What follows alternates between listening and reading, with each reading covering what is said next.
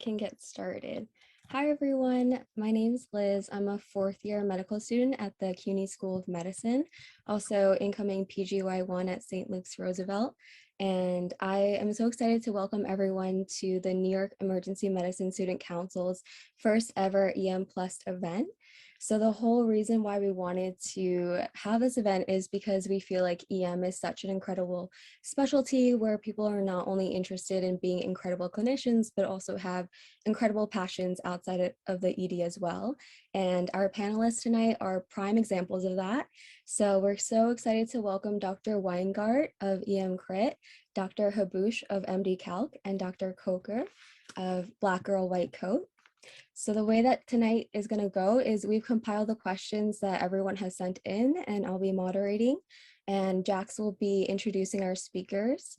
We'll be recording the event as well if you guys ever want to rewatch it or send it to any of your friends who couldn't make it tonight. And yeah, without further ado, I'll hand it over to Jax. All right, so I'm going to start with Dr. Sandra Coker. We are so happy to have you here to speak with us today. You've been such a voice for underrepresented minorities in medicine through your YouTube channel and your incredible nonprofit, Black Girl, White Coat. What is even more impressive is that Dr. Coker started all of this back in 2016 when she was just a medical student at UT McGovern. Currently, she is an EM resident at University of Chicago while continuing in her role as CEO of Black Girl, White Coat. Just a little bit about Black Girl, White Coat. It is a recognized 501c3 nonprofit organization that is devoted to bridging the gap between underrepresented minority communities and academic and professional success. So over the years, it has matched over 600 mentors and mentees internationally and awarded thousands of dollars to Black and Brown students. It is no surprise that her work to provide a voice for underrepresented minorities in medicine has landed her the designation of EMRA's 25 under 45, as well as the role of vice chair of the Diversity and Inclusion Committee at EMRA. So thank you for coming. We're so excited to have you. And I'm going to move on to Dr. Joe Habboushe, who I'm also so excited to introduce. He earned his MD from Weill Cornell Medicine and received an MBA in healthcare finance from Columbia before completing his residency at St. Luke's Roosevelt.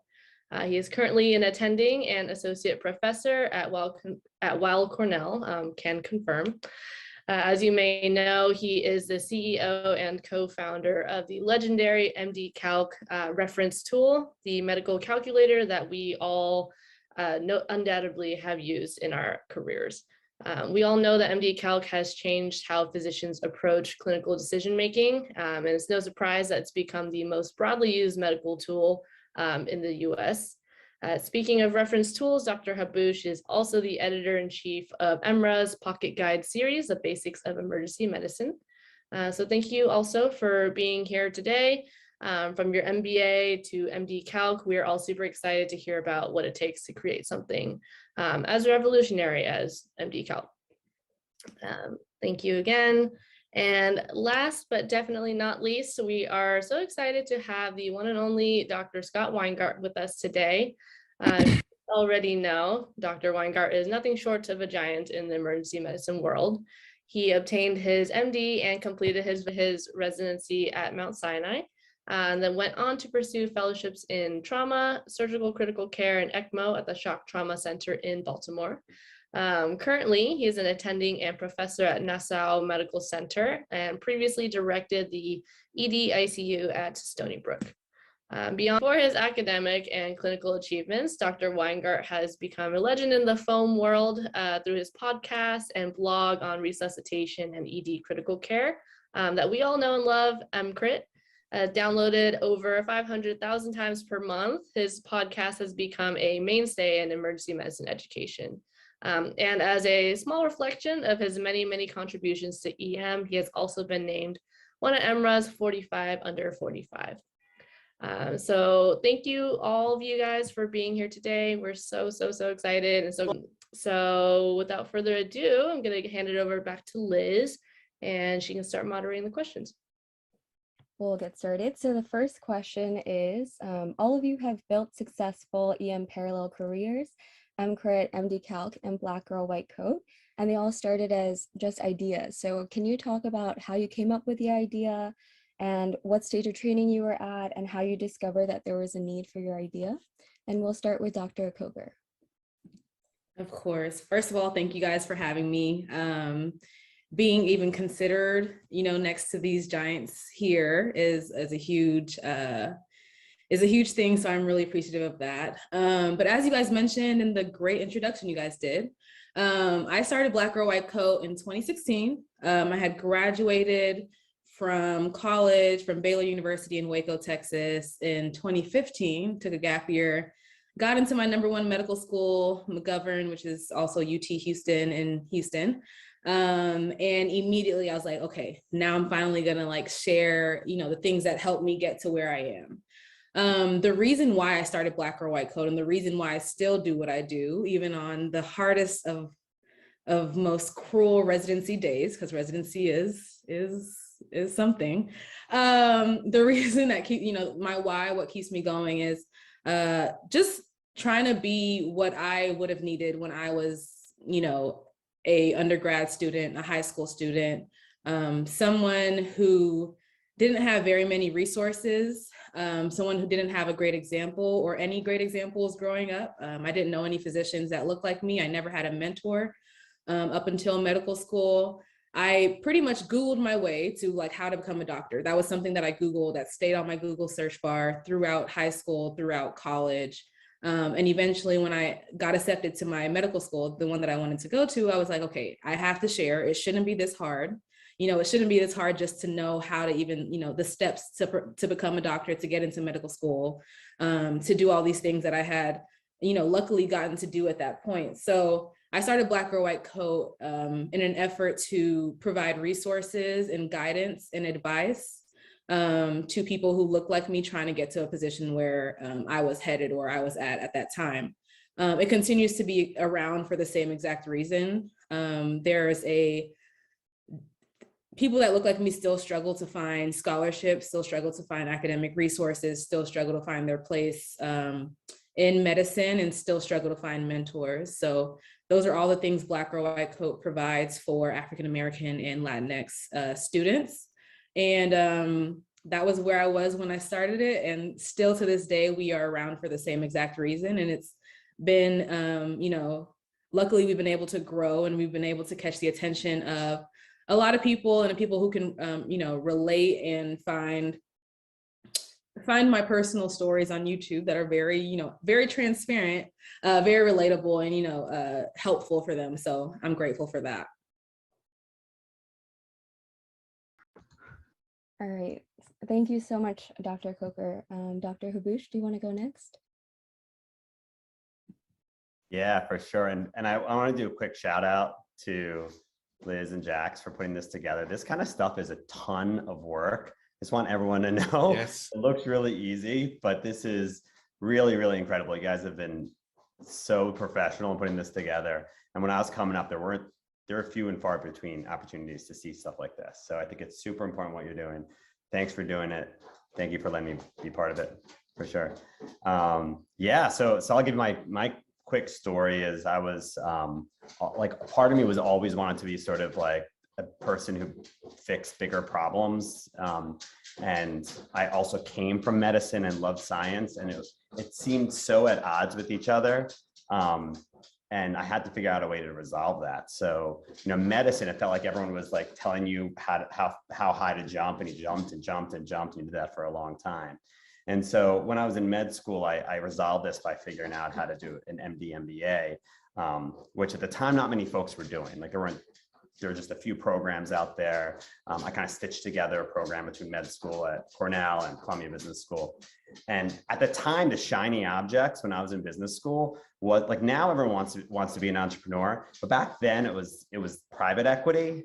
It was before the 2008 bubble had burst, and so I started looking into these things that were the shiny objects. And I'm pointing this out because I'm really glad I didn't go down that path. I almost ended up not doing residency and instead taking a job at a venture capital firm. And the person I was dating at the time was like a career changer who was going from business to medicine. And she said, like, I can't believe you did not practice medicine. And I ended up taking doing residency. And it was great because I love practicing medicine. I love seeing patients. And I met Graham Walker, who was a fellow resident of mine who had started MD Calc as a med student. And immediately, like, we kind of hit it off. And I saw, like, this is the kind of thing I can work on to try to work on the bigger picture issues of medicine. And it's kind of taken off from there. It's like, it blows my mind how that was, I don't know, it started 17 years ago, and how much has grown across almost every specialty in medicine. It's been a ton of fun. My puppy is here, like, scratching at something. So if you guys hear that, that's Chili. Yeah. Now you got to bring the puppy into the frame at some point, Jeff. Yeah, I will. All right. For me, I decided pretty early on that I wanted to pursue mastery in ED critical care and resuscitation. And one of the ways of actually becoming good at what you do is teaching. And there wasn't that many opportunities. I would prepare a grand rounds lecture for like a lecture every 6 months or so, and then it would just sit on the shelf. And podcasting was in its nascent form then. There was This American Life and Radiolab and MRAP. And I'm like, I think I could do this. And then you have to be willing to just talk to yourself for like 2 years because you don't get any feedback. You don't know if anyone's listening, until your audience gets pretty significantly big. No one leaves comments. It was really demoralizing. But it did make me better at what I did because it forced me to actually contextualize my experiences in the emergency department and really put it together in a cogent form. And luckily, and for whatever reason, people actually liked it. And, for the past 13 years or so, it's just gotten bigger and bigger. So and you guys should all know 500,000 downloads. Like, the total universe of clinicians in the US is about 1.4 million. Just to give you guys a sense, 500,000 downloads is an insane. It's an insane number. Anyway. And that's per month. I think I saw a statistic that said overall it was like over 40 million in total. I'm sure it's a lot more than that. So that's incredible. It's exceeded my expectations for sure. So Dr. Weingart, you mentioned in the beginning that it was a lot of talking to yourself and not having the audience that you have now. So can you talk more about the challenges you faced earlier on and what kind of mentors you sought out and how you eventually developed your team? Yeah. Oh, I wish. I don't have a team. I haven't had a team for 13 years. I could use a team. In fact, there's been some big changes at EMCRIT specifically, and pretty much solely because I can't do it alone anymore. And it's hard. And, smart people like Joe and Sandra, I'm sure had a team from the very beginning. I'm kind of iconoclastic, and in some ways, my autodidacticism was my downfall because since I can teach myself to do everything, I decided I should just do everything myself. That's not the smart way to go. I think the smart people build team camaraderie and utility early on. And I think that is a piece of advice. If you want one of these side gigs, doing it alone is probably too much work for any human being. And Dr. Coker, you mentioned that you Googled a lot in the beginning. So it also sounds like you did a lot of it on your own. So can you also talk about how you figured it out along the way? Yeah, Dr. Weingart, I wish I had a team early on. For a very long time, it was me just doing it by myself and struggling to feel like I was putting out enough content to where I would stay relevant and people would stay interested. Luckily, it came out, whether I put out content every week or month or whatever, people still tuned in, which was great. But I also tried to manage it a lot of it on my own at the beginning. I now have a team since we officially became a nonprofit organization in 2020. I now have a very small team of 4 other people. So 2 other people on my board and then 2 people on my social media committee. But it's been a struggle. It's been a struggle, learning how to be a leader, because I feel like I'm 28. So for most of my life, 20-ish years, I've been focusing on academics and how to be a good doctor and how to be a good, clinician.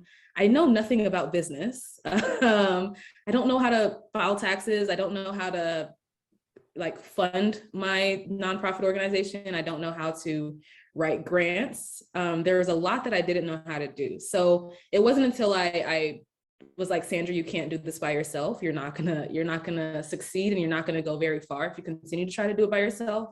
It wasn't until I had that, that talk with myself that I was able to grow like exponentially, greater than what I was able to do on my own. But letting go of the reins also was a challenge for me. I would say right now, the biggest challenge as a second year resident is juggling all of this with residency. Again, I have, breakdowns at least once a month about, I'm not executing as much as I could with Black or White code. And then I'll have a lot of energy and a lot of time for Black or White code. And then I'll be like, I'm not executing as well as I could be. I'm not, listening to enough EMCRIT, to like be a better clinician and to be better in the hospital. So it's like, and then my boyfriend's asking for attention and everybody's asking for attention. It's like, family's getting sick. And so my challenge now is just trying to like juggle it all and like be a well-rounded person and have things firing on all cylinders at all times. Still learning, still growing, still developing, but yeah, that's how it's looking for me so far. Mm-hmm. And that raised a good point. I wanted to ask you guys about time management after, but you also mentioned that you don't know anything about business, and I don't know how to do taxes either. But Dr. Habboushe, sounds like you know how to do business because I know you have an MBA. So can you talk about what part of your training that came into play and how you felt like that helped, if it did, in your creating of MD Calc? Yeah, and I would argue that these guys also know a lot about business. And I think that's how I came to it too, is you figure out how to do things, and having the faith in yourself to figure out how to do something you don't know what to do and say, I don't know how to do this thing, but I'm going to figure it out. And I might have to try 3 things and 2 things will not work, but the third one will, and I'll slowly get there. Is that itself, I think, is, if I've learned one thing from being an entrepreneur, it's just having faith that you can figure out a solution. I mean, it sounds almost simple, but when I did a business degree, by then I had done some other entrepreneurial type endeavors. So I think I learned a lot from business school because I had tried things and some worked and some failed. And then I learned what you're supposed to learn, sort of the best practices, and it kind of set and made sense. And the other nice thing about business school is a lot of other folks who come to it already know a lot about finance and everything that I didn't. And it's not hard to learn in business school. If you do well in med school, it's not hard to learn, but it's stuff you don't know. So you learn a lot there. But I would argue just going out there and figuring out how to do things itself is an education, just having faith in yourself and reaching out to others and finding mentors, all that. And I also stalked you, as I stalked everyone before tonight. And I read that you met Dr. Walker, your co-founder, in residency. So was it different starting out with a partner? And do you feel like that helped you in your creation of MD Calc? Yeah, it was at SLR. That's where you are now. Do you know that? Right? Yeah. So yeah, I mean, Graham and I, he had started MD Calc as a med student. We were already starting to use it a bunch. He was a year below me, and I was like, "You started this site, we're already using it," And so we joined forces, and we were so complementary because we had just sort of a different skill set. We were all like just really academic nerds. I was a math major, so finding like a business thing that was in medicine that was math based was like, I can't even say something better than that, but I had this business thing and he had a tech thing. We both just loved like evidence-based medicine and listened to Scott all the time online. So we were all sort of like, had a lot of shared interests, but a totally different skill set, and it worked really, really well. And we both were just so focused on like, we kept our eye on the mark, which was like helping patients. Like, I think that's what has led to our success, is just, that's always been our North Star. Like what helps doctors help patients. Easy. We're doctors, we can figure that out.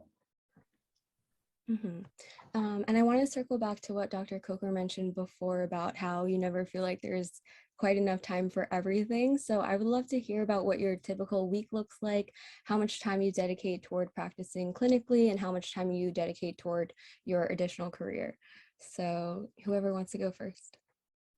I would say a typical week for me is never the same. Like no two weeks ever look the same for me, especially again, residency does not have you on a set schedule at all. So that's difficult. And like, as I was mentioning before, there are weeks where, you know, similar to this week, we're having our med legal week at University of Chicago for our second year residents, which is when we learn about, you know, basically all the different ways doctors can get sued. We read up on over like 400 cases about how doctors have been sued in the past. And historically, it's been a time where you're not in the ED, which is great. You have a lot more time at home. So on a week like this, I'm able to I work regular like people hours. So I work, you know, 9 to 5. And then after that, and all the like lunchtime in between, I'm able to work on Black Girl White Coat stuff. However, I know next week I'm going to be back in the hospital and it's not going to look like that. Learning to give myself grace in those periods, learning to go with the flow of those like work-life balance shifts has been difficult, as I already mentioned. But that's just something that as a resident, I've had to accept, because my number one job in this chapter of my life is becoming a good doctor and learning how to do that. So whether, you know, sometimes Black Girl White Coat is just gonna have to be on the back burner for a little bit. But you know, once I'm done with residency, I'm done with residency. There's always going to be continuous, you know, learning, but I want to be able to walk away from here like, okay, I got everything that I could out of this, you know, 3-year experience. And I know that honestly, Black Girl White Coat will be better for it after I complete, you know, residency next year. And my future patients, wherever I end up practicing, will also be better for it as well. So that's kind of how I mentally and emotionally deal with the changes in the balance, work-life balance. Yeah, I think a lot of us have to learn how to give ourselves grace. And Dr. Weingart and Dr. Habboushe, you're a little bit farther along in your training. So can you talk about what periods of time in which you felt like you were able to dedicate more time towards MD Calc or EMCRIT versus focusing on just training? Would you like to go first, Liz? You can go first. No, okay, I'll go first. But yeah, tell me, because I'm under your command. You have to tell me what to do.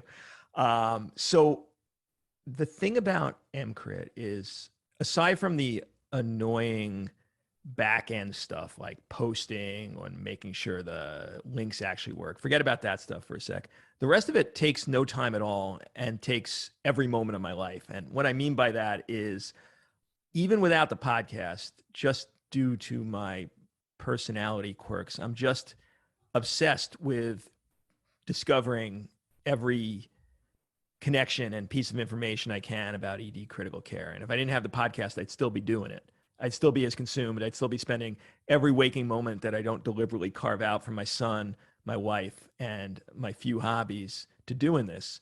So when I actually record the podcast, I just vomit it out.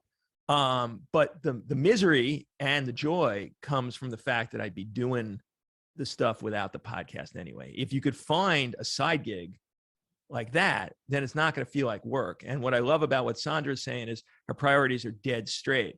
She's going to become an amazing doctor, and then she'll devote the time to this other side project. If the side project itself is advancing your mastery of emergency medicine, that's amazing. If it's feeding a passion that a hobby would otherwise, you know, some people are windsurfing. Joe is creating amazing apps and, you know, creating this beautiful thing for the world, and it's feeding your passion, then do it. If your side gig starts feeling like work, you got to stop.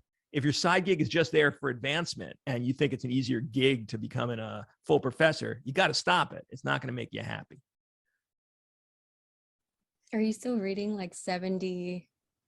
I don't even want to discuss it. It's not good. There's a post somewhere on EMCRIT called the 80-20 Pareto principle for how to read. And it just takes the top 20% of the journals I recommend, and you'll get like 95% of the goodness. Don't do what I do. Good to know. Dr. Habboushe? I mean, Scott just said that really, really well. And so did Sandra earlier. I think, and it kind of reminds me of what I mentioned earlier with these shiny objects. And I got really excited by something that was what everyone wanted to do. And I would say that right now, everyone wants to do something different. So also when you're thinking about this different thing you need to do, like just to feel complete. And in medicine, we're driven folks, we want to prove ourselves. Just like being true to what you really want to do. Like people are, when they're successful, it's because they love doing what they do. And I could see that both these guys also do that. And that's how I feel. Like I live and breathe MD Calc. My shift work, which is very little now. I do shifts like 6 days a month just to like stay active. That's like my break from MD Calc, which is ironic because I'm like using MD Calc the whole time. But it's just my time to like not think about running this thing. So, but it's because I love it, and I feel like I'm like lucky enough to like help some folks with it. So it's cool. And do you guys have any actionable strategies for students and residents in terms of like finding ways to set time during a week? Because when it's your passion, sometimes you can get consumed by it and maybe forget some of your other responsibilities. So did you guys come up with any strategies to help you combat that? Dr. Habboushe, Dr. Weingart, Dr. Coker? Yeah, I'll jump in if I could, because this was game changing. No one teaches you about time management. It's not a thing. You don't learn in med school. When I became chief resident, you're all of a sudden you're middle management. You have no actual power, and yet you have insane amounts of responsibility. And I was drowning, and they don't teach you how to do that either. They just, throw you out there and hope you float. I found a book by David Allen called Getting Things Done, and it was life-changing. I've spoken about it many times on the podcast. You don't have to follow it religiously. In fact, I don't advise you do. It's really made for people like Joe. It's made for entrepreneurs and like business people. It's not made for us.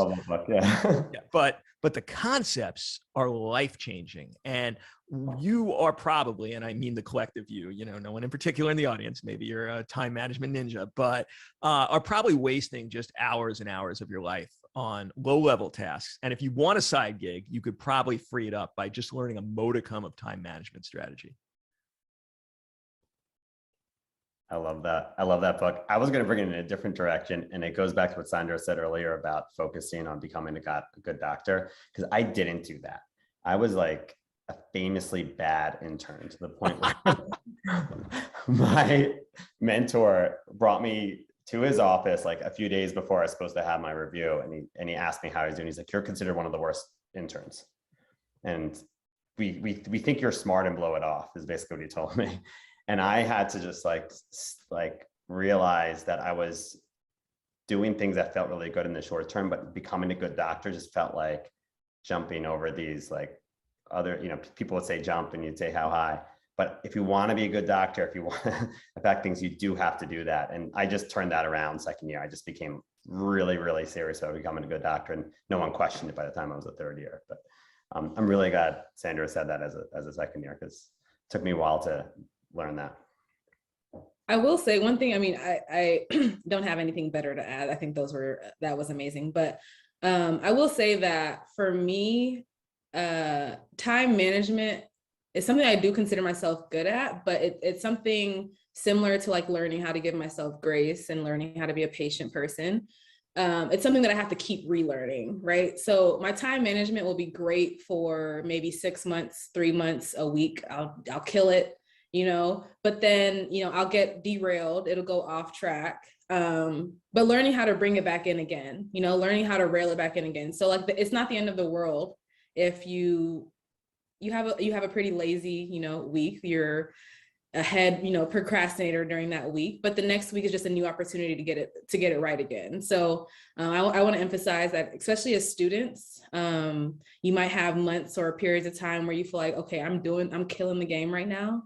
And, it might just take one little mess up and you feel like, oh, dang, I messed up. I'm like, you're not a failure. You have more opportunities. Each day is a new opportunity to get it right again, to create a new to-do list. So time management is something that is going to be continuously like learned, especially as you come with like new career and academic transitions. And speaking of time management, our next question is about burnout, which is something that I feel like a lot of people equate to EM. So do you feel like having this additional career has helped, I guess, combat the burnout, or do you feel like at times it can exacerbate it given that you're basically having two careers? Dr. Weingart. Yeah, I look, I coach people on burnout. I understand its roots. I'm burnout proof. I'm a spoiled little brat. My entire career has been doing exactly what I love, to the point where I just can't imagine getting burnt out. But here's the deal, and people don't get this. You can make whatever career you want. Now, there'll be trade-offs. You might have to take less money. You might have to, give up stuff, but there's no reason to be miserable. And I see so many of our colleagues miserable. There are pathways out. There are internal pathways. I could teach you a bunch of them, but a lot of it's external too. If you don't like your gig, a lot of it's mutable. And people don't realize that. They just go and they toil and they come home and they take it out on their life and their family. And there's just no reason for it. So I think all of us could be burnout proof, or at least really, really fire retardant. And there are definitely ways to get there. Burnout in residency has been a huge topic of conversation. I think residency is just not made for like top tier wellness at baseline, unfortunately. However, Black Girl White Coat, and coming into residency knowing that there were always things I wanted to do, and there were always people that I wanted to be outside of just a physician. Knowing that I have that, knowing that I have an outlet, this is my passion. It's also work, but it's mostly my passion. Knowing that I have that, knowing that there's more to me than just being a doctor, knowing that there's more to me than being, a resident, is what keeps me going on my hardest days. So to your question, yes, having this nonprofit organization, this passion project that I have, does help with my burnout, or does help when I'm super exhausted from work, or work gets to be super frustrating, or I'm, spending time outside of the ED and rotating through, the ICU or the labor and delivery floor or something. My nonprofit organization, Black Girl White Coat, is what keeps me going. And at the end of the day, as Dr. Weingart was saying, when I'm done with this, I know that I don't have to spend 100% of my time in an ED. And that was never the goal. And now I'm just creating paths and avenues for that to not even have to be the goal, right? So now I have other options because I've set myself up in that manner. Now I can take Black or White Coat to a new level and spend maybe 40-50% of my time in an emergency department or in a clinic. I can, cut down on the amount of hours I work whenever I want to, because I have other things that are set in place, set in motion. I have other things going for me and other strong suits. And I did a lot of work networking, through medical school and residency to be able to say that at the end of the day.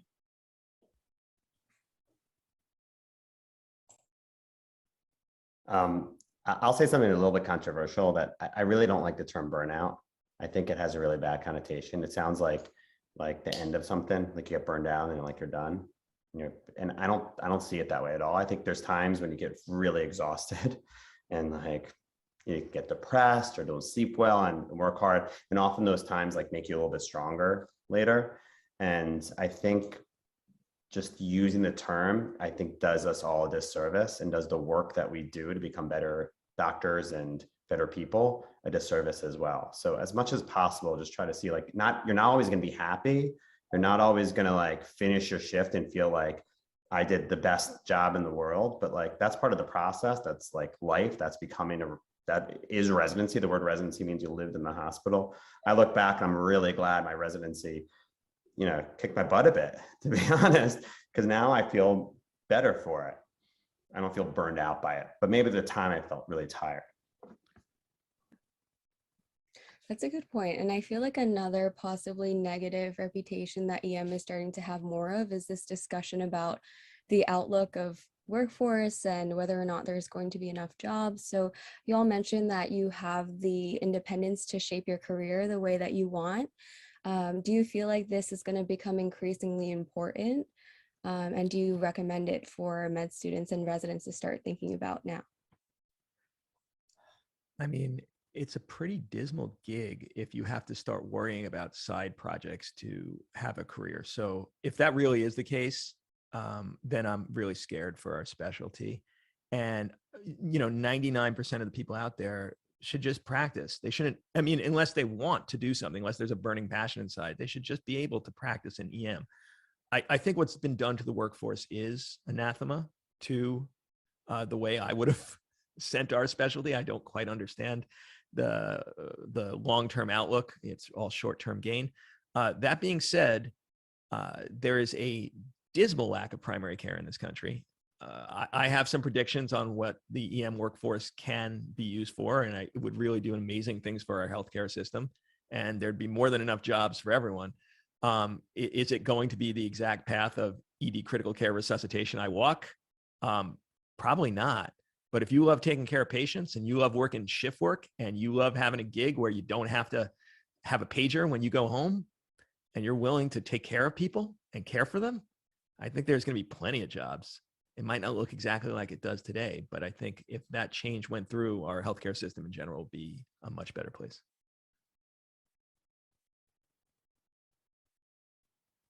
Dr. Coker, do you have anything to add? I don't.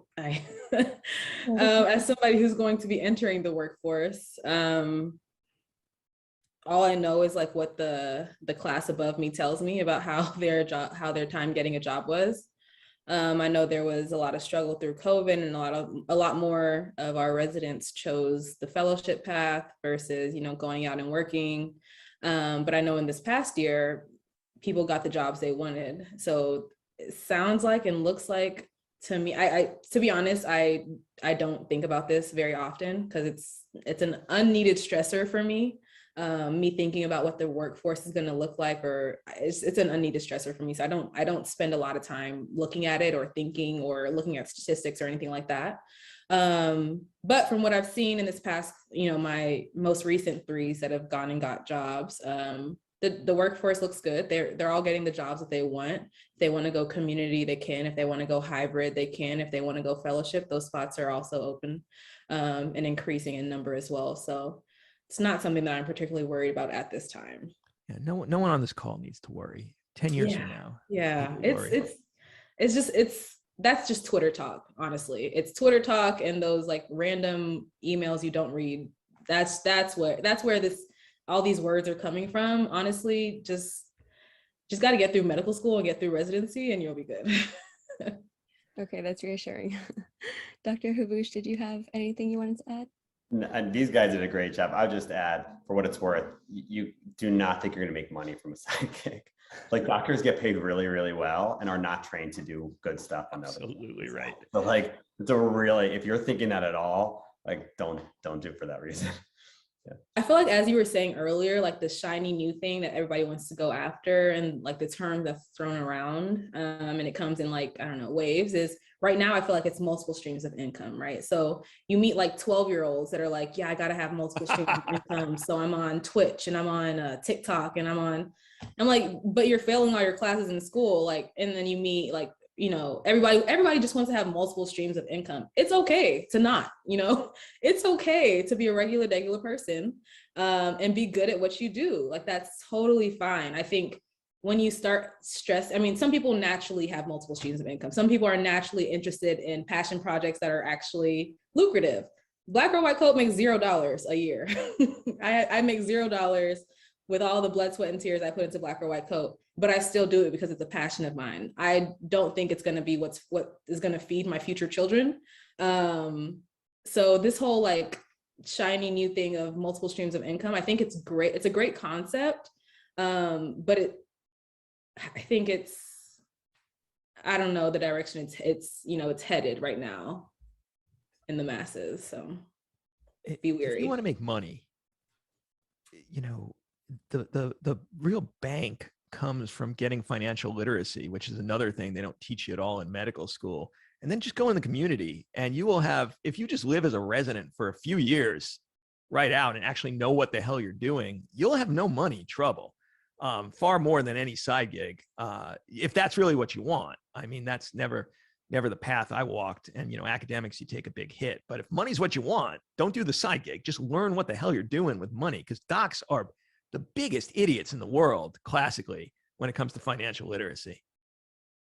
Totally. Doctors make the highest 2% in earners in the United States, the highest 2%. So if you don't feel rich, that's totally on you.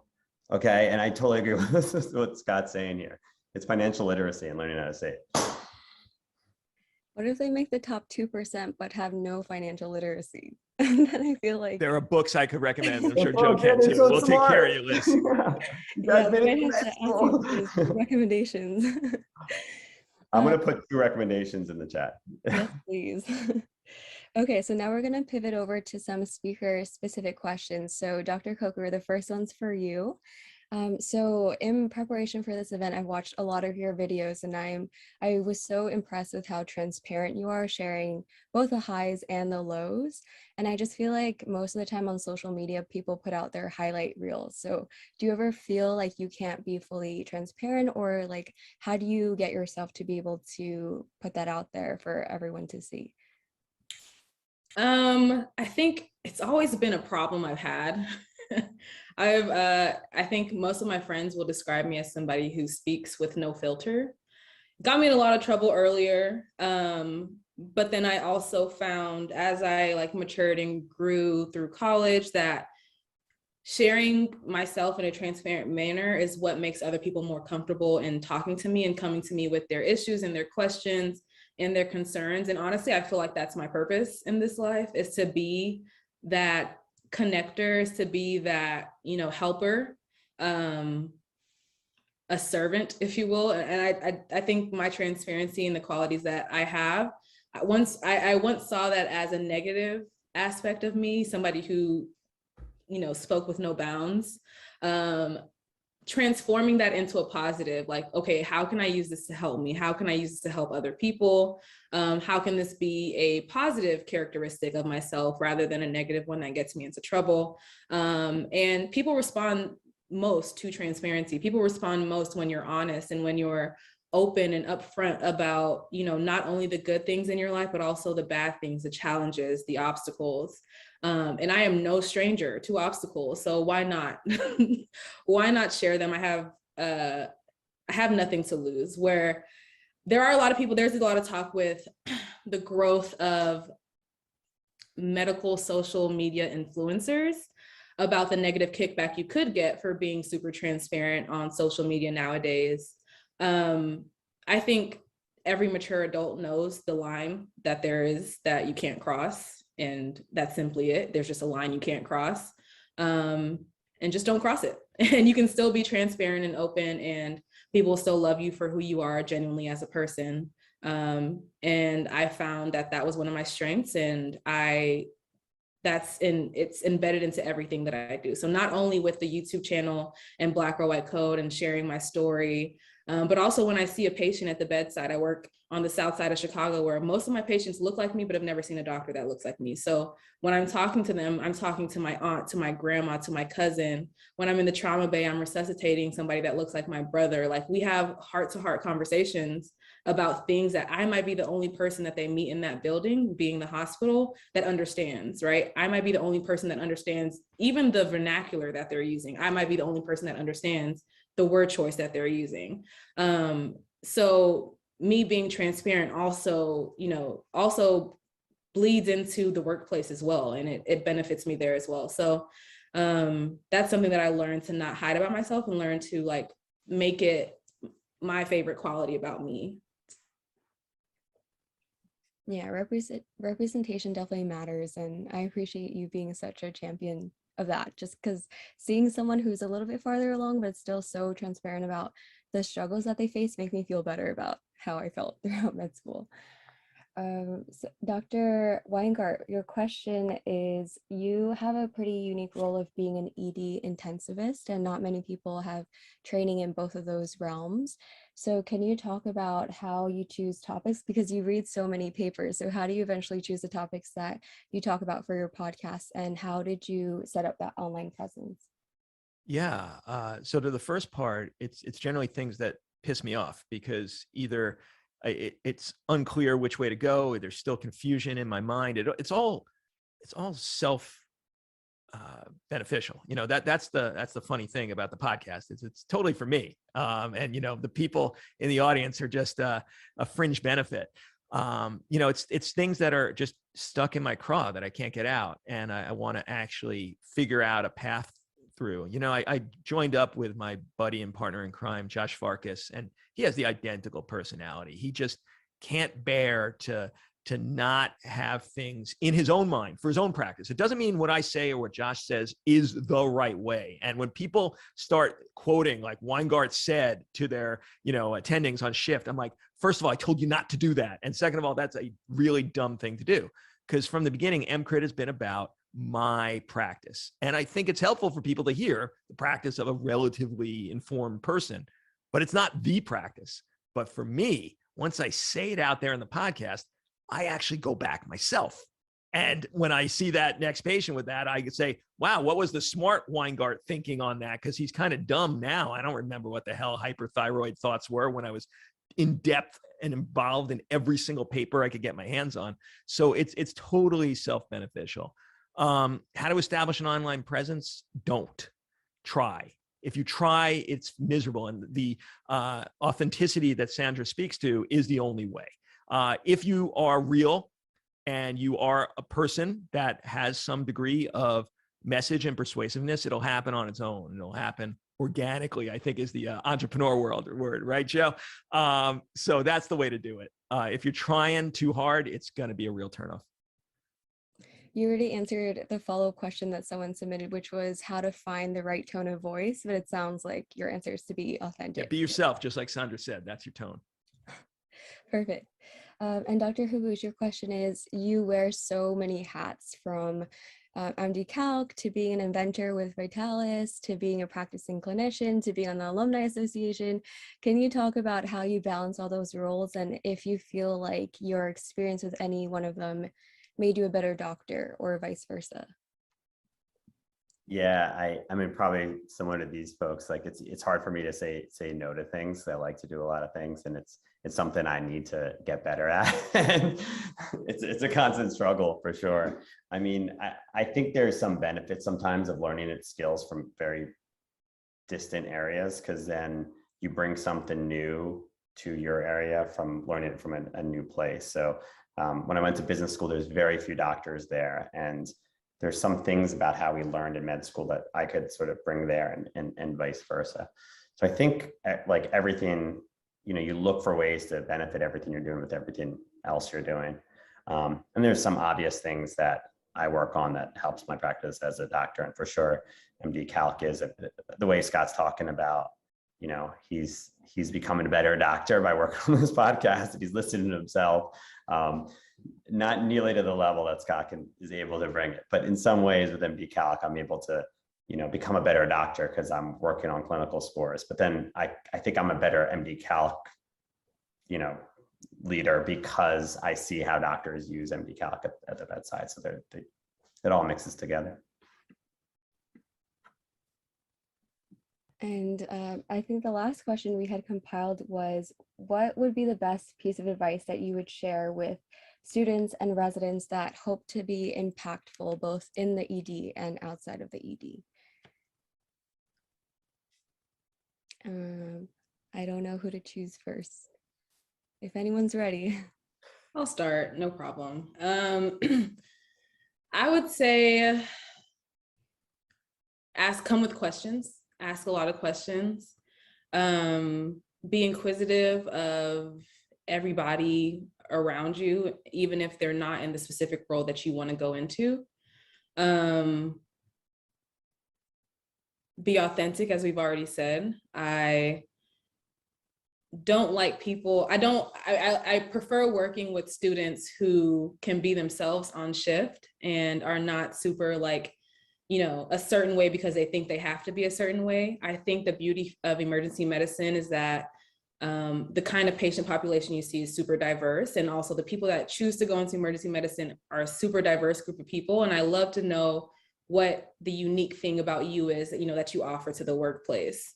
So come with questions, be your authentic self, and don't be ashamed of that.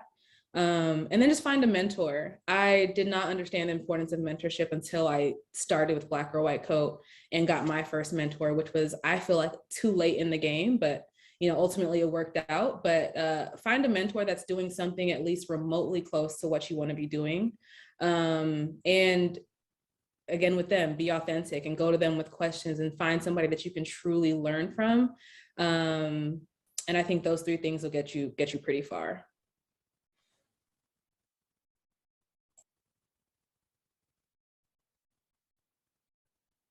Dr. Weingart, are you ready? Yeah, sure. I'm always ready. That's the beauty of being a podcaster. This is antithetical to the whole purpose of this particular talk, but EM residency is designed to generate competency. And so if you show up, if you do the work, if you do everything expected, you will be competent. And there's plenty of competent EM docs out there. It will not allow you to achieve mastery.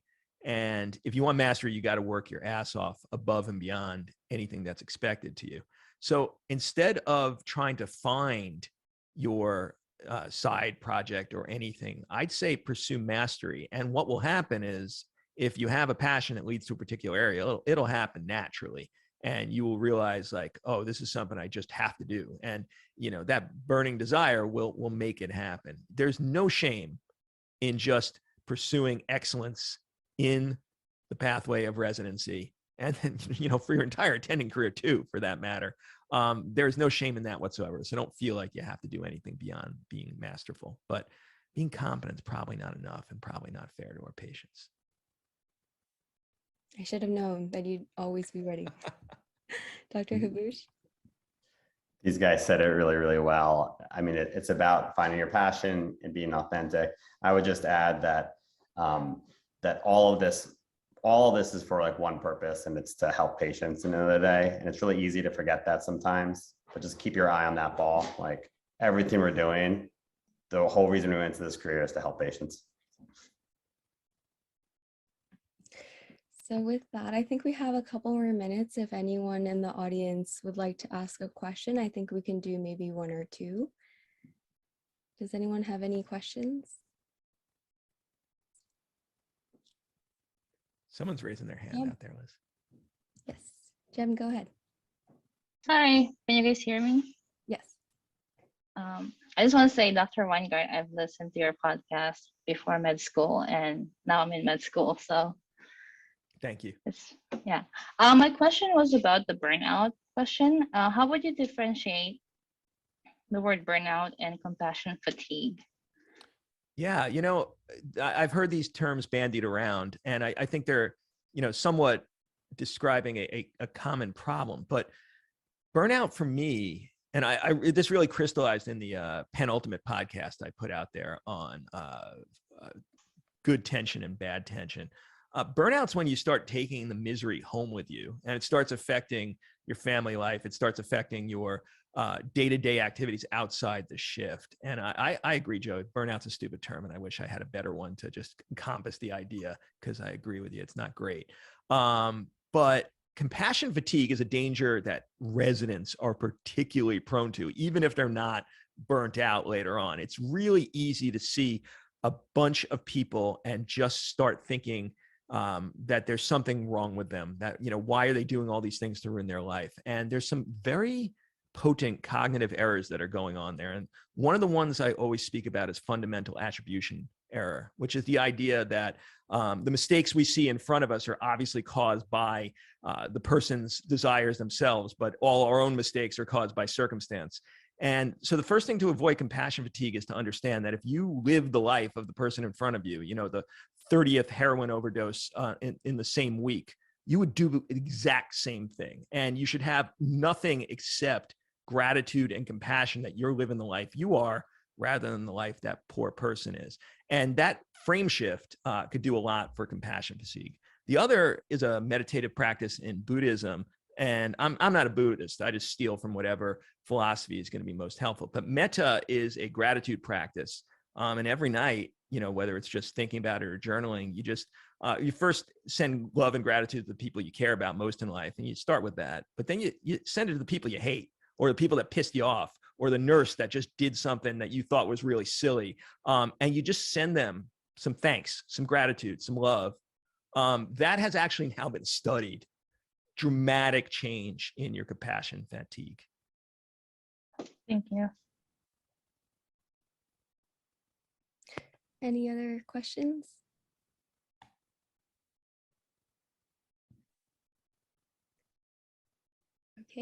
If not, I just want to thank our speakers once again. You guys are absolute legends, not only in EM, but beyond. And we're so grateful that you've shared your time and your stories with us today. Thank you everyone for attending. We'll be sending an email afterwards with our speakers' contact information, and we'll be posting the recording on our YouTube channel. So we hope to see you at a future event, and thank you so much for coming. Our speakers can